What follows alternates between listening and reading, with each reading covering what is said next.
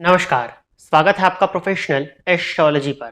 मैं यशराज तिवारी आज आप सभी के सम्मुख उपस्थित हुआ हूं गुरु राशि परिवर्तन 2024 प्रभाव को लेकर।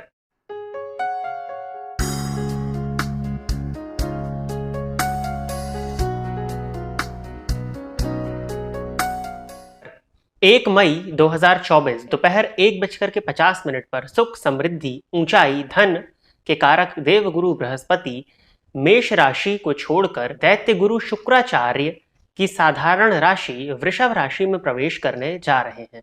सभी लग्न एवं सभी राशि के जातकों के लिए सुख, समृद्धि, धन, शिक्षा, संतान, विवाह, धर्म, भाग्य, लाभ के कारक देवगुरु बृहस्पति क्या लाभ और क्या हानि लेकर के आ रहे हैं, इनके गोचर प्रभाव पर आज हमारी बृहद चर्चा होने जा रही है। देवगुरु बृहस्पति पूरे 1 वर्ष तक वृषभ राशि में गोचर करने वाले हैं और 14 मई 2025 के दिन वृषभ राशि को छोड़कर के बुध की राशि मिथुन राशि में प्रवेश कर जाएंगे।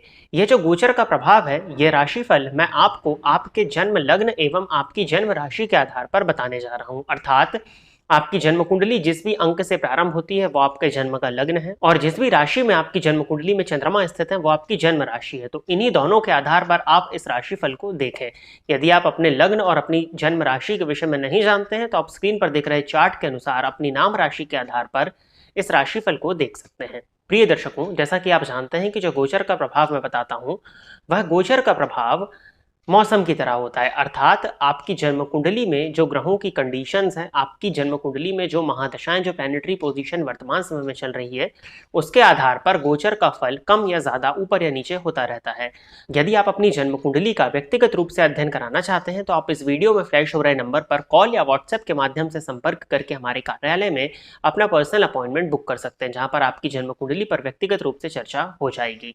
यदि आप इस कार्यक्रम को देखते हैं और इस कार्यक्रम से आपका कुछ भी लाभ होता है तो आप इस वीडियो को लाइक करिए, साथ ही साथ इस चैनल को सब्सक्राइब करिए ताकि इन फ्यूचर जो भी कंटेंट मेरे द्वारा इस चैनल पर अपलोड किया जाता है उसका नोटिफिकेशन आपको मिलता रहे। यदि इस कार्यक्रम के माध्यम से आपका कुछ भी लाभ होता है तो आप इस वीडियो को ज्यादा से ज्यादा लोगों के साथ में शेयर करें ताकि और भी लोगों का लाभ हो और उसका माध्यम आप बने। आइए अब हम चर्चा प्रारंभ करते हैं मिथुन लग्न एवं मिथुन राशि के जातकों के लिए कैसा रहने वाला है देवगुरु बृहस्पति का यह गोचर प्रभाव। मिथुन लग्न एवं मिथुन राशि के जातकों के लिए यदि देखा जाए तो देवगुरु बृहस्पति सप्तम भाव और दशम भाव के स्वामी होकर के 12वें भाव में गोचर करने जा रहे हैं। सबसे पहले तो 12वें भाव में देवगुरु बृहस्पति का गोचर होना कुछ मामलों में तो श्रेष्ठ है तो कुछ मामलों में कहीं ना कहीं परेशानियों को लेकर के आ रहा है। मूलतः 12वें भाव में देवगुरु बृहस्पति को यदि आप देखें तो कालपुरुष की कुंडली में 12वें भाव में मीन राशि ही आती है, जो कि कहीं ना कहीं पॉजिटिव ही है, क्योंकि 12वें भाव में जब देवगुरु बृहस्पति अपनी ही भाव का फल जब देंगे तो कहीं ना कहीं पॉजिटिव ही ज्यादा देखने में मिलेगा, परंतु सप्तमेश और दशमेश होकर के 12वें बैठे हैं जिसके चलते कुछ ना कुछ परेशानियां जरूर देखने में मिलेगी, जिस पर हम चर्चा करने जा रहे हैं। 12वें भाव में देवगुरु बृहस्पति का गोचर आपको परोपकारी बनाएगा, आपको दयालु बनाएगा, धार्मिक कार्यों में आपके व्यय होंगे और धार्मिक यात्राएं भी आपकी होने वाले समय में संभव होती हुई दिखाई दे रही है। परंतु नेगेटिव पॉइंट क्या है, 12वें भाव में बैठे हुए देवगुरु बृहस्पति षष्ठ और अष्टम इन दोनों ही भावों को देखेंगे, जिसके चलते पेट से संबंधित परेशानियां आपको देखने में मिल सकती हैं। पेट जन्य रोग, पेट का निकल आना, पेट का फूलना, कॉन्स्टिपेशन से संबंधित परेशानियां, यदि ड्रिंकिंग हैबिट्स हैं तो लिवर से संबंधित परेशानियां आपको देवगुरु बृहस्पति के इस गोचर काल में देखने में मिल सकती हैं। अतः आपको अपने आहार और अपने व्यवहार को दोनों को ही अत्यधिक सात्विक बना करके रखना चाहिए। सप्तम भाव का स्वामी देवगुरु बृहस्पति जब 12वें भाव में गोचर करेगा तो कहीं ना कहीं दाम्पत्य जीवन में परेशानियां, अपने जीवन साथी के साथ में मतभेद होते हुए दिखाई दे रहे हैं, जीवन साथी के साथ में मतभेद होना संभव दिखाई दे रहा है। तो आपको अपने जीवन साथी की भावनाओं का सम्मान करना चाहिए एवं उनकी बातों को मानना चाहिए, नहीं तो फिजूल की जीवन साथी के साथ में कलह होती हुई दिखाई दे रही है। व्यापारिक पॉइंट ऑफ व्यू से यदि देखा जाए तो 50-50 है, क्योंकि यदि आपका व्यापार विदेश से जुड़ करके है, आप जहां व्यापार करते हैं वहां से दूर के लोगों को अगर आप टारगेट करते हैं, दूर के लोगों में आप सेल करते हैं, दूर के लोगों तक आप अपनी सर्विस को पहुंचाते हैं, तो उसके लिए तो बहुत अच्छा दिखाई पड़ता है। विदेश से जुड़ करके व्यापार करना या अपने जन्म स्थान से दूर से जुड़ करके यदि आप व्यापार कर रहे हैं तो उसके लिए तो बहुत अच्छा है। परंतु यदि आपका व्यापार पार्टनरशिप में है तो पार्टनर के साथ में आपके संबंध खराब इस गोचर काल में हो सकते हैं, तो आपको इस बात का ध्यान रखना है। और अगर पार्टनर के साथ में किसी भी तरह का विवाद होता है तो उस विवाद को जल्द से जल्द सुलझाने का आपको प्रयास करना चाहिए।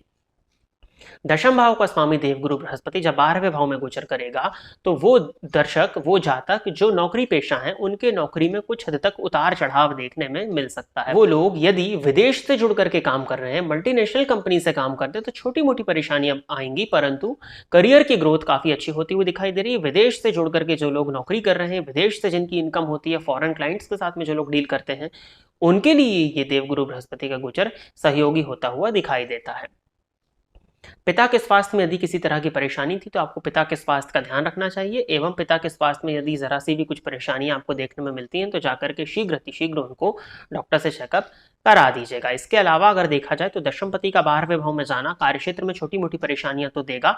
हो सकता है बॉस के साथ में आपके ईगो क्लैशेस हों, बॉस के साथ में आपके संबंध ठीक ना रह पाए, लेकिन उसको बहुत ज्यादा चिंता करने की जरूरत आपको है नहीं, क्योंकि देवगुरु बृहस्पति 12वें भाव में शुभ ग्रह की राशि में ही बैठे हो, किसी भी तरह से पाप पीड़ित वो नहीं है। फलस्वरूप ओवरऑल बहुत ज़्यादा चिंता करने की ज़रूरत तो नहीं है, लेकिन हाँ छोटी मोटी परेशानियां आएंगी, उसके लिए आपको सावधान रहना है।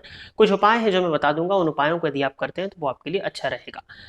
वो जातक जो विदेश में है, विदेश में वास कर रहे हैं, विदेश से जुड़ करके काम कर रहे हैं, उनके लिए बहुत अच्छा है। यदि आपका कुछ ऐसा काम है जिसमें आप बहुत ज़्यादा टूर करते हैं, बहुत ज़्यादा ट्रेवल करते हैं, तो ट्रेवलिंग के पॉइंट ऑफ व्यू से गोचर बहुत अच्छा है। यदि आपका टूरिंग और ट्रेवलिंग का काम है, बहुत ज़्यादा आप सफ़र करते हैं, या आप फॉर एग्जाम्पल आप किसी सिटी में रहते हैं, किसी दूसरे शहर में जाते हैं, 2-4 दिन के लिए रहते हैं, फिर आ जाते हैं, फिर 1 दिन हॉल्ट करते हैं, फिर 2-3 दिन के लिए किसी दूसरे शहर में चले जाते हैं, तो आपके लिए फिर इस गोचर काल से कोई परेशानी नहीं। यदि आपका व्यापार और आपका कार्य यदि ट्रेवल से ही जुड़ा हुआ है, विदेश इत्यादि से ही जुड़ा हुआ है, तो कहीं कोई परेशानी नहीं है। धर्म कर्म से जुड़े रहते हैं, धार्मिक कृत्यों को यदि आप करते रहते हैं, कुछ इनकम आपका अगर दशांश हो सके तो दशांश, नहीं तो कुछ भी हिस्सा यदि आप अपनी इनकम का दान करते हैं, परोपकारिता करते हैं, दयालुता करते हैं, लोगों की मदद करते हैं, तो देवगुरु बृहस्पति का गोचर काफी अच्छा फिर आपके लिए कहा जा सकता है। 12वें भाव में बैठे हुए देवगुरु बृहस्पति की दृष्टि चतुर्थ भाव पर पड़ेगी, जिसके चलते यदि आपके माता के स्वास्थ्य में किसी तरह की परेशानी थी, गृह कलह का माहौल था, तो उसमें कमी आती हुई दिखाई दे रही है। किसी भी तरह के भूमि भवन या वाहन को लेकर के आपके काम रुके हुए थे, तो उन कामों में गति आती हुई दिखाई दे रही है। जमीन से संबंधित यदि कोई मामला था तो वो सुलझता हुआ दिखाई दे रहा है। पैतृक संपत्ति को लेकर के यदि किसी चीज का विवाद था तो वो भी क्लियर होता हुआ दिखाई दे रहा है। देवगुरु बृहस्पति की दृष्टि जन्म कुंडली के, आपकी गोचर कुंडली के 6ठ भाव पर पड़ेगी, जिसके चलते स्वास्थ्य से मैंने आपको पहले ही सचेत करा दिया कि पेट से संबंधित जो भी परेशानी है उस पर आपको ध्यान देना है, नहीं तो पेट से संबंधित परेशानियां बढ़ सकती हैं। इसके अलावा कॉम्पिटिटिव एग्जाम यदि आपने दिया था तो उस कॉम्पिटिटिव एग्जाम में सफल होने की पॉसिबिलिटीज हैं। इन 1 वर्ष में जो भी कॉम्पिटिटिव एग्जाम होंगे वो आपकी सफलता के लिए बहुत अच्छे जाते हुए दिखाई दे रहे हैं। किसी भी तरह का प्रमोशन यदि आपका रुका हुआ था तो कॉम्पिटिटिव एग्जाम को फाइट करके संघर्ष करने के बाद में आपका प्रमोशन होता हुआ भी दिखाई दे रहा है। पदोन्नति की चाहत थी वो भी कहीं ना कहीं आपके लिए होती हुई दिखाई दे रही है। ट्रांसफर यदि आप चाह रहे थे प्रेजेंट जॉब में, बहुत दिनों से आपका ट्रांसफर रुका हुआ था, तो भी देवगुरु बृहस्पति जैसे ही राशि परिवर्तन करेंगे आपके ट्रांसफर के योग बन जाएंगे। और देवगुरु बृहस्पति की नवी दृष्टि जन्म कुंडली के, गोचर कुंडली के 8म भाव पर पड़ेगी, जिसके चलते तंत्र मंत्र ज्योतिष ऑकल्ट साइंस में आपकी रुचि बढ़ने वाली है। किसी तरह की रिसर्च यदि आप कर रहे थे तो उस रिसर्च में आपको सपोर्ट मिलने वाला है। स्वास्थ्य से संबंधित परेशानियां वो मैंने बताया, तो आपको उसका ध्यान रखना है। साथ ही साथ में पीएचडी फील्ड के विद्यार्थियों के लिए गोचर काल बहुत अच्छा हो जाता हुआ दिखाई दे रहा है। किसी भी तरह की गुप्त साधना को यदि आप कर रहे थे तो उस साधना के पॉइंट ऑफ व्यू से भी ये गोचर आपको शीघ्र ही सिद्धि प्रदान करने वाला दिखाई पड़ता है। विवाह के लिए मिथुन लग्न एवं मिथुन राशि के जातकों के लिए अब यह वर्ष बहुत ज्यादा सहयोगी नहीं दिखाई पड़ता है। फलतः आपको विवाह इत्यादि पर बहुत ज्यादा ध्यान इस वर्ष में नहीं देना चाहिए। प्लानिंग कर सकते हैं, परंतु विवाह की पॉसिबिलिटीज गोचर कुंडली के आधार पर मिथुन लग्न एवं मिथुन राशि के जातकों के लिए बनती हुई नहीं दिखाई दे रही है। संतान के लिए भी यदि प्रयासरत थे, आईवीएफ इत्यादि के लिए जाना चाह रहे थे, तो अभी आपको 1 वर्ष रुकना चाहिए। गोचर कुंडली के आधार पर आईवीएफ इत्यादि के लिए आगे बढ़ने के लिए आपका समय बहुत हद तक ठीक अभी मुझे दिखाई नहीं देता है। अब बारी आ जाती है उपाय की। तो उपाय के तौर पर मिथुन लग्न एवं मिथुन राशि के जातकों के लिए मैं 2-3 उपाय बता देता हूं, इन उपायों को करिए। सबसे पहले तो आप केले का पौधा लेकर के आइए, घर में ही गमले में लगाइए। गुरुवार के दिन उस केले के पौधे की पूजा करिए। वहीं पर बैठ करके विष्णु भगवान का मंत्र ओम नमो भगवते वासुदेवाय, इस मंत्र का गुरुवार के गुरुवार 1 माला जाप किया करिए। साथ ही साथ गुरुवार के दिन किसी भी मंदिर में जाकर के दर्शन करिए।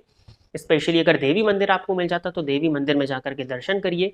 वहीं पर उस मंदिर की साफ सफाई में यदि आप सहयोग कर सकें तो आप सहयोग करें, तो ये गोचर आपके लिए काफी अच्छा जाता हुआ दिखाई दे रहा है। बाकी जो असहाय वर्ग है उनकी अगर आप मदद कर सकें तो करें। मंदिर इत्यादि में यदि आप कुछ दान दक्षिणा देंगे तो वो उपाय करना भी आपके लिए काफी बेनिफिशियल होगा। तो प्रिय दर्शकों, ये था मिथुन लग्न एवं मिथुन राशि के जातकों के लिए देव गुरु बृहस्पति का गोचर प्रभाव। आशा करता हूं कि मिथुन लग्न एवं मिथुन राशि के जातक मेरे द्वारा बताए गए इस प्रभाव से संतुष्ट होंगे। यदि आप इस कार्यक्रम को देखते हैं और इस कार्यक्रम से आपका कुछ भी लाभ होता है तो आप इस वीडियो को लाइक करिए, साथ ही साथ इस चैनल को सब्सक्राइब करिए, ताकि इन फ्यूचर जो भी कंटेंट मेरे द्वारा इस चैनल पर अपलोड किया जाता है उसका नोटिफिकेशन आपको मिलता रहे। यदि इस कार्यक्रम के माध्यम से आपका कुछ भी लाभ हुआ है तो आप इस वीडियो को ज्यादा से ज्यादा लोगों के साथ में शेयर करें, ताकि और भी लोगों का लाभ हो और उसका माध्यम आप बने।